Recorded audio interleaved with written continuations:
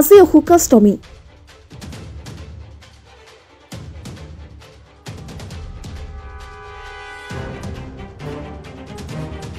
হিন্দু ধৰ্মাৱলম্বী লোকৰ এটা পবিত্ৰ দিন।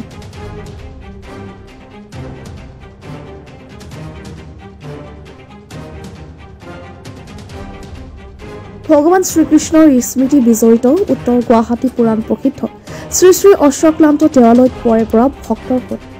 জনবিশ্বাস মতে আজিৰ দিনটোত গংগাৰ এধাৰি জলধাৰা আজি ব্ৰহ্মপুত্ৰত বিলীন হয়। সেয়া আজিৰ এই পবিত্ৰ দিনটোত ব্ৰহ্মপুত্ৰত স্নান কৰিবলৈ ভক্তৰ আগমন হয় অশ্বক্লান্ত দেৱালয়ত। ইফালে আজিৰ দিনটোতে অশ্বক্লান্ত দেৱালয়ৰ বিষ্ণুপদত মৃতকৰ শ্ৰাদ্ধ পিণ্ড আদি কাৰ্য সমাপন কৰিলে মৃতকৰ আত্মাই চিৰশান্তি লাভ কৰে বুলি জনবিশ্বাস আছে।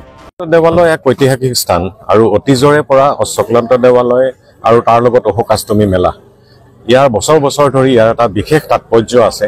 ইয়াতে প্ৰত্যেক বছৰে হাজাৰ হাজাৰ ধৰ্মীয় পৰ্যটক আহে, বিভিন্ন কামৰ স্থানৰ কাৰণে আহে আৰু পাৰ্টিকুলাৰলি অশোকাষ্টমী মেলাত এটা তেওঁলোকৰ জনবিশ্বাস জনশ্ৰুতি আছে যে ইয়াতে গংগা মিলিত হয় বা ইয়াতে পিণ্ডাদি দিয়াৰ কাৰণে বিভিন্ন পিতৃপুৰুষৰ পিণ্ড বা এই কাৰ্য কৰাৰ কাৰণে আজিৰ দিনটোত তেওঁলোকে স্নান কৰে আৰু পিণ্ডাদি ইয়াতে বিসৰ্জন দিয়ে।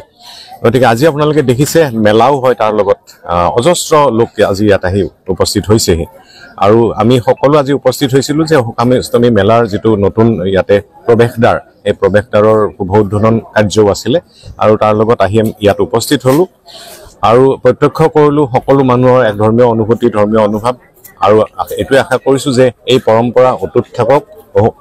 অশ্বক্লান্ত দেৱালয় পূৰ্বৰ অৱস্থাৰ পৰা আজি বহুখিনি এটা ঢাপ অতিক্ৰম কৰি অন্তত আজিৰ এক ৰূপান্তৰিত অৱস্থাত উপস্থিত হৈছেহি আৰু আমি এইটোৱে আশা কৰিছোঁ যে যাতে ইয়াৰ আৰু যিখিনি ইয়াত কৰিবলগীয়া কাম আছে সেইখিনি যাতে আমি সকলোৱে সহযোগেৰে সোনকালে শেষ কৰিব পাৰোঁ।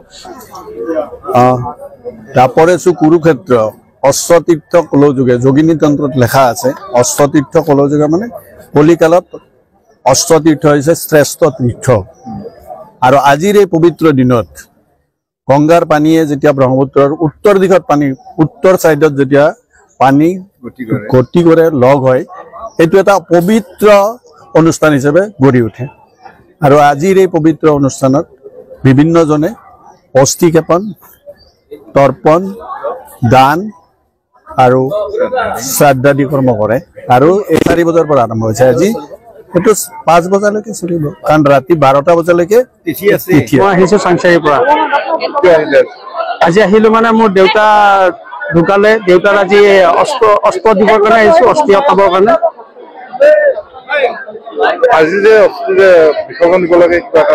আজি শুনাত মানে কি হয়, আজি গংগাৰ এটা ধাৰ আহে আৰু এই ধাৰতে যদি অষ্টমীৰ দিনা অস্থি অতোৱা হয় তেতিয়াহ'লে যি আত্মা আছে সেই আত্মাৰ পূৰ্ণগতি সুন্দৰ এটা হয় আৰু মই প্ৰাৰ্থনা কৰিছো সকলোৰে যাতে আত্মাই সদগতি লওক, ভগৱানৰ ওচৰত সেই প্ৰাৰ্থনা কৰিছো আৰু সুন্দৰভাৱে অস্থি প্ৰদান কৰক সকলোৱে। News desk report, the north east times.